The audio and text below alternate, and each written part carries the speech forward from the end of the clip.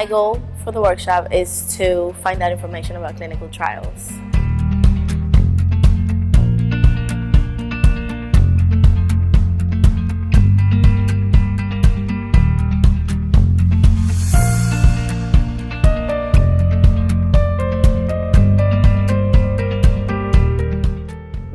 It's nice to hear different experiences from different people, all from different areas, you know.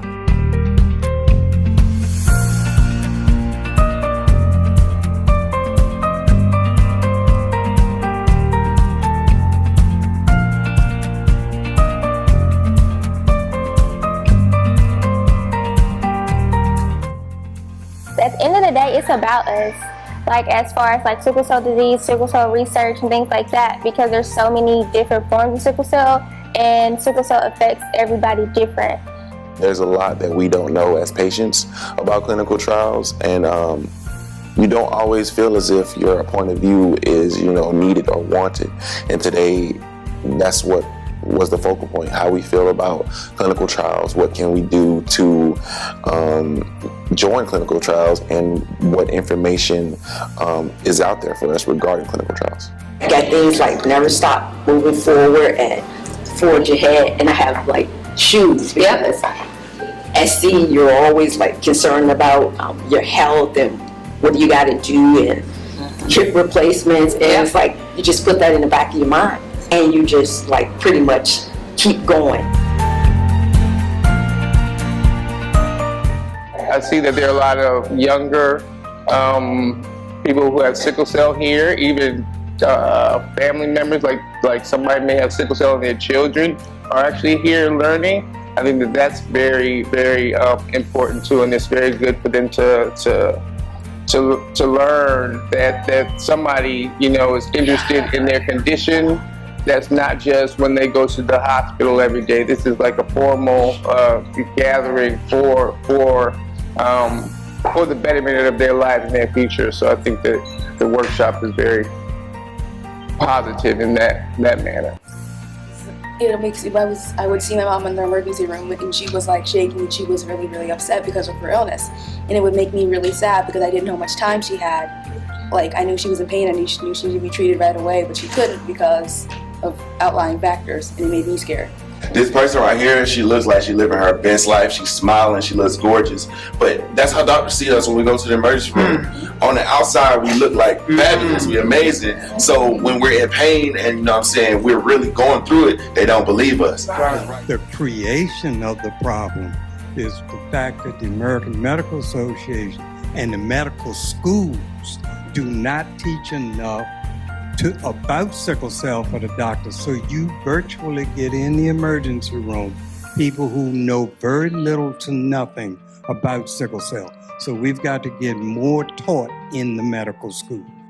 As they listen to us, it can be an effective clinical trial with, even more patients involved, because they're going to say, oh, well, this patient told me that, it's good to be in this clinical trial because you're going to offer this incentive, or you're going to help with, you're going to keep me updated on throughout the entire process.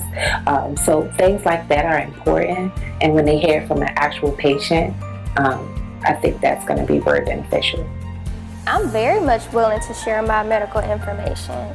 The reason why is because I'm going through this. I realized a long time ago, and I've accepted I'm not going through this for myself anymore. I'm going through this like for someone else to have a better life, and I'm okay with that. I don't understand why people wouldn't want to share it. Because if you don't share it, a physician doesn't want to treat you and does not know how to treat you. So why in the world would you hesitate?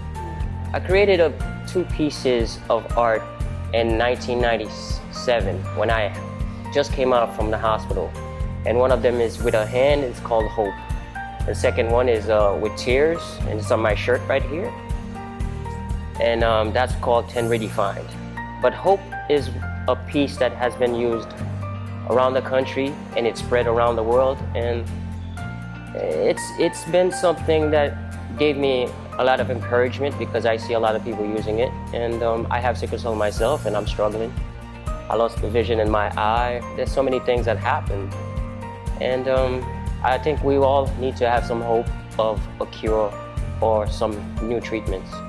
My name is Chiffon, and I chose fatigue because for me, it takes so much just to get myself out of the bed. Chronic fatigue at that. Chronic fatigue? Yeah, if that would, if that could be cured, I think I'll be more productive in everything else because I wouldn't be so sleepy and tired all the time. For me, it would be acute pain, like I chose A, because although those other things are serious, organ damage, AVN, stuff like that, strokes, you deal with acute pain the most on a daily basis. And that's the pain that, you know what I'm saying, you feel like you just want to give up. You know, you might be going on and the acute pain comes out of nowhere. Mm-hmm. It limits you on the activities you can do. You have to really prepare for that. You know, like let's say your friends go whitewater rafting. The first thing you think of is, well, I need to prevent, you know, bundle up or not do this or overexert myself. You know, it's something you deal with on the daily, everyday, drop of a dime. So if I could take that away, that would be crucial for me. Because that's just that pain where you just ball up on the floor and you just like, don't touch me, don't talk to me, you know, and that's every day. Organ damage may occur over time. AVN occurs over time. You may not deal with those things every day, so you don't have to think about them when you wake up. But when you wake up, acute pain is on your mind.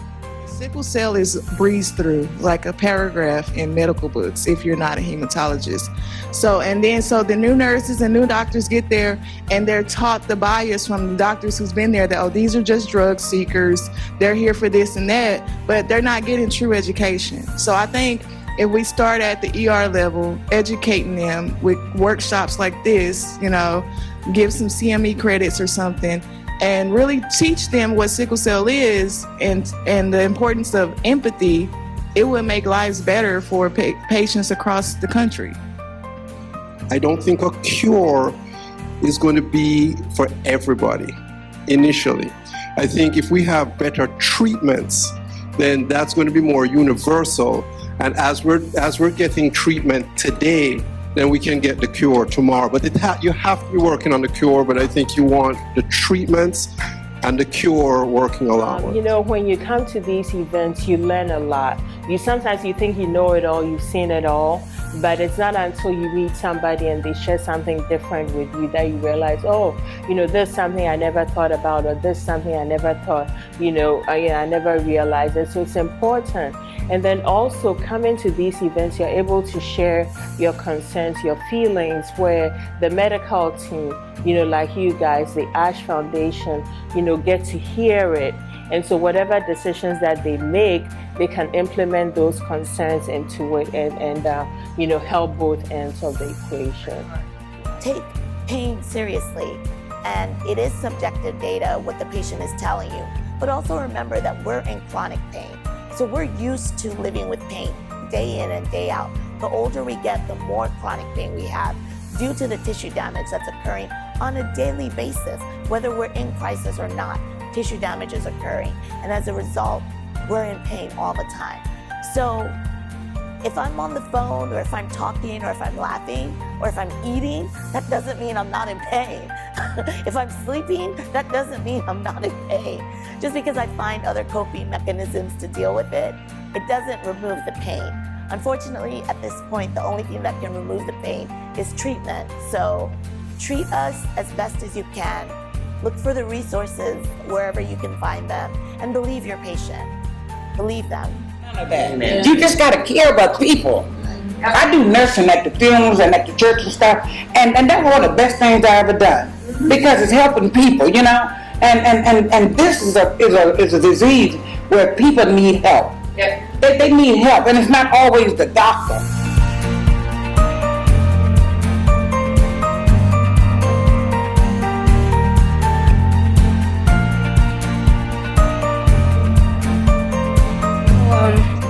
Everybody that's here, good job, you made it.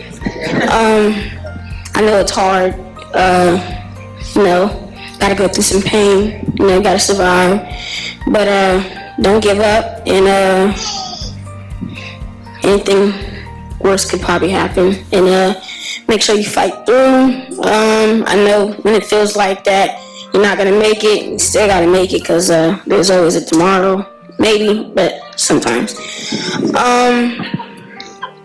And that's it.